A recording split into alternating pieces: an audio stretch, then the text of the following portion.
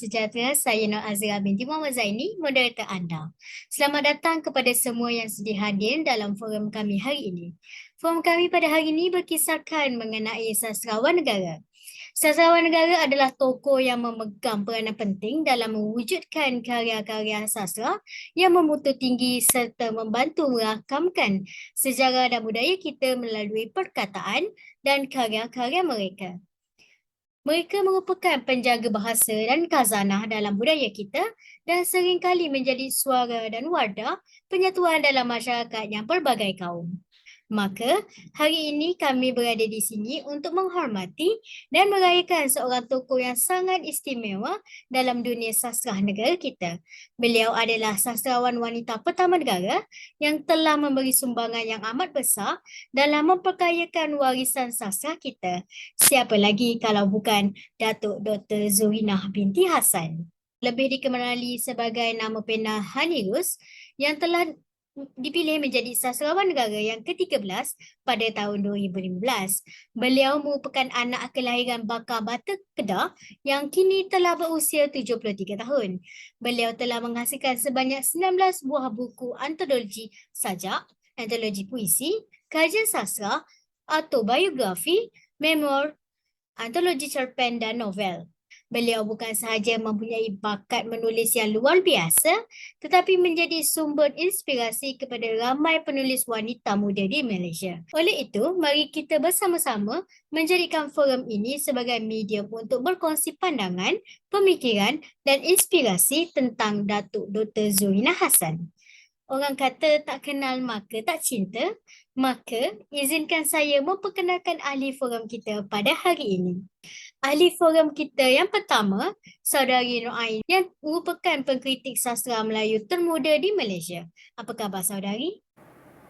Alhamdulillah, saya dikurniakan kesihatan badan dan juga kecergasan fizikal yang sangat baik hingga saya masih mampu untuk terus bergerak aktif dalam mengkritik karya-karya sastra di negara kita. Kelihatan ada senyuman terukir di bibir ahli forum kita yang kedua. Beliau adalah Dr. Nur Syamiratul Nabila binti Muhammad Nasir yang merupakan Ketua Jabatan Kesusastraan Melayu Universiti Malaya. Terima kasih kerana sudi hadir. Amat berbesar hati saya. Saya juga ingin berterima kasih kerana sudi menjemput dan memberi peluang kepada saya untuk membuat sedikit perkongsian mengenai sastrawan wanita pertama negara kita iaitu Datuk Dr. Zurinah Hassan. Ahli panel yang terakhir adalah Dr. Nur Jasmine binti Abdullah yang merupakan pensyarah bidang kesusastraan di Universiti Putra Malaysia, UPM. Saudari sudah bersedia? Alhamdulillah, saya sudah bersedia. Baiklah, jika ahli panel kita sudah bersedia, penonton juga sedang memasang telinga, kita teruskan dengan soalan mengenai watak utama kita. Saudari Ain, boleh saudari ceritakan mengenai pekerjaan Datuk Dr. Zurinah Hassan sebelum dan selepas diangkat menjadi sastrawan negara serta apakah anugerah yang pernah diberikan kepada beliau? Baiklah, terima kasih saya ucapkan kepada saudari moderator. Bagi menjawab persoalan saudari moderator kita tadi, suka untuk saya berkongsi yang pertama berkenaan dengan pekerjaan Dr. Zurinah Hassan. Jadi beliau memulakan keriernya dengan berkhidmat sebagai pegawai penerangan di Kementerian Penerangan Malaysia. Beliau turut memikul tugas sebagai penyunting buku-buku penerbitan kerajaan dan juga majalah Sinar Zaman. Beliau juga pernah berkhidmat sebagai Ketua Cawangan Pengurusan Maklumat di bahagian kementerian juga, Kementerian Penerangan Malaysia juga, dan terus mencurah bakti beliau di Institut Alam dan Tamadun Melayu ATMA di UKM pada tahun 1997 dan 1998 sebagai karyawan tamu sebelum beliau berkhidmat sebagai pakar perunding dan fellow penyelidik di Akademi Pengajian Melayu Universiti Malaya pada tahun 2011 hingga 2015. Seterusnya, bila mana kita berbicara mengenai sastrawan negara Dr. Zurinah Hassan dalam forum ini, saya yakin aspek penting yang perlu diberi tumpuan ialah pada anugerah yang beliau perolehi dan Saya yakin ramai mengetahui beliau banyak menangi pelbagai anugerah yang berprestasi tinggi seperti Anugerah Penulisan Asia Tenggara SEA Award pada tahun 2004 dan juga beliau memenangi Anugerah Saturn Pu pada tahun 2013 yang mana anugerah ini untuk puisi-puisi negara ASEAN, dan salah satu pencapaian cemerlang beliau adalah penghargaan sebagai sastrawan negara. Jadi kita dapat tengok daripada kerjayanya satu persatu hingga kini, itu telah pun mengungkapkan satu orang kata sumbangan yang sangat besarlah, dan Dr. Zurina Hassan ni banyak menulis karya yang penting yang telah pun menyentuh hati ramai pembaca.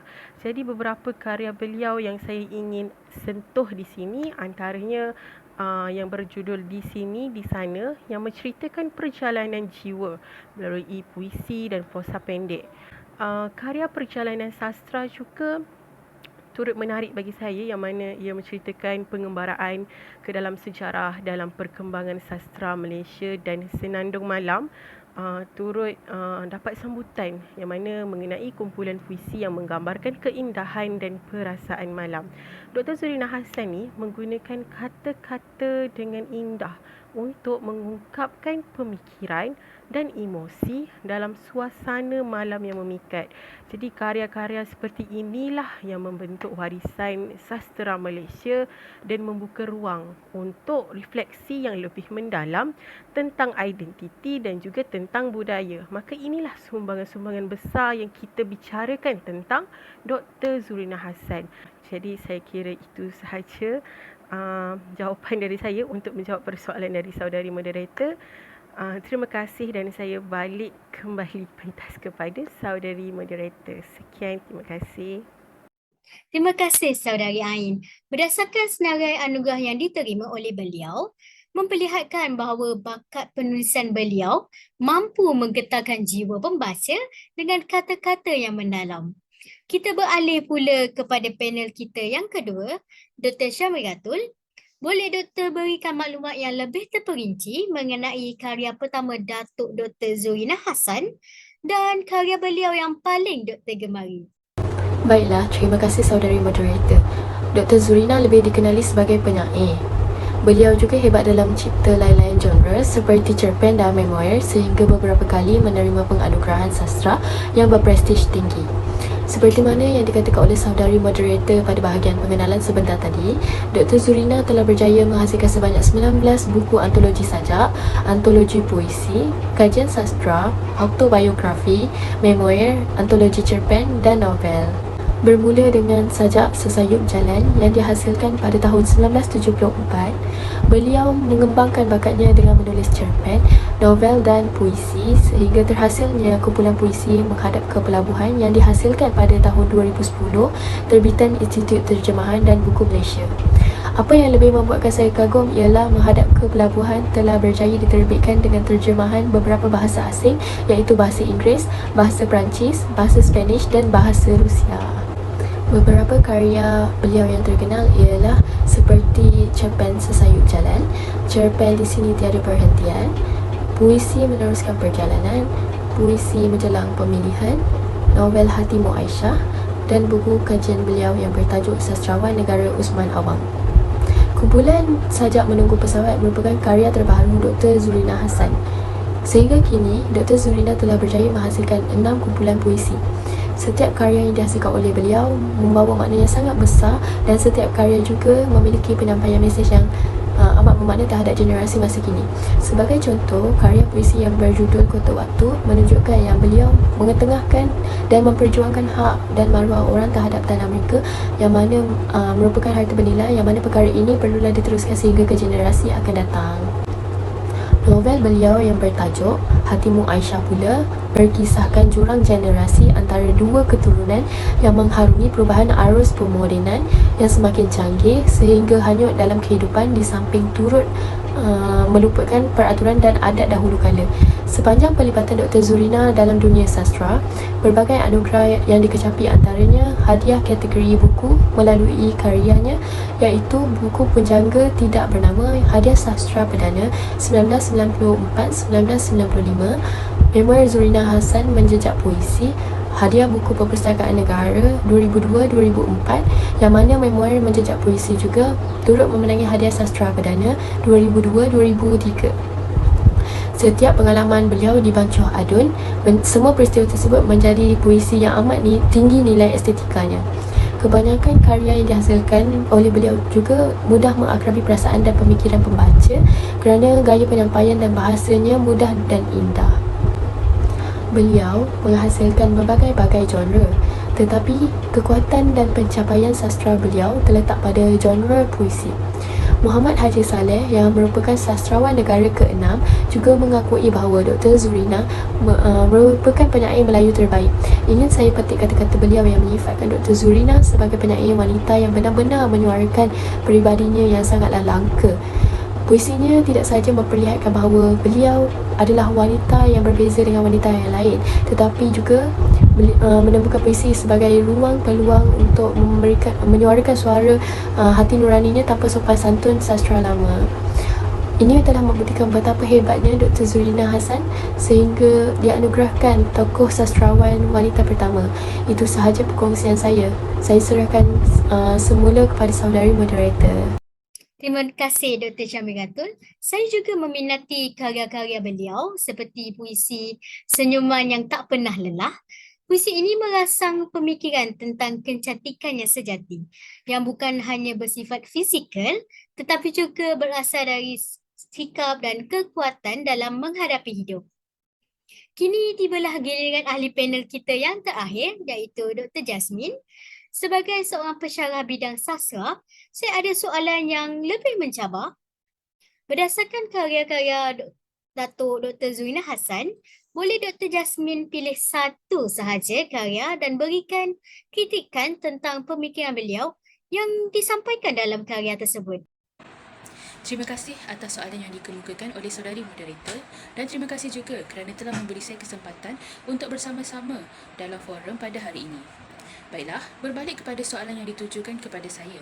Satu karya Datuk Dr. Zurina Hassan yang pada pendapat saya sangat menarik untuk dikritik adalah sebuah novel yang bertajuk Hatimu Aisyah. Novel yang diterbitkan oleh Dewan Bahasa dan Pustaka pada tahun 2016 ini berkisah tentang seorang gadis bernama Aisyah yang dididik secara tradisional, iaitu segala-galanya mesti akur dengan norma-norma masyarakat dan orang-orang tua. Apabila Aisyah memindah keluarganya sendiri, keadaan sudah berubah. Anak-anaknya telah menyanggah kebenaran yang dipelajarinya dahulu.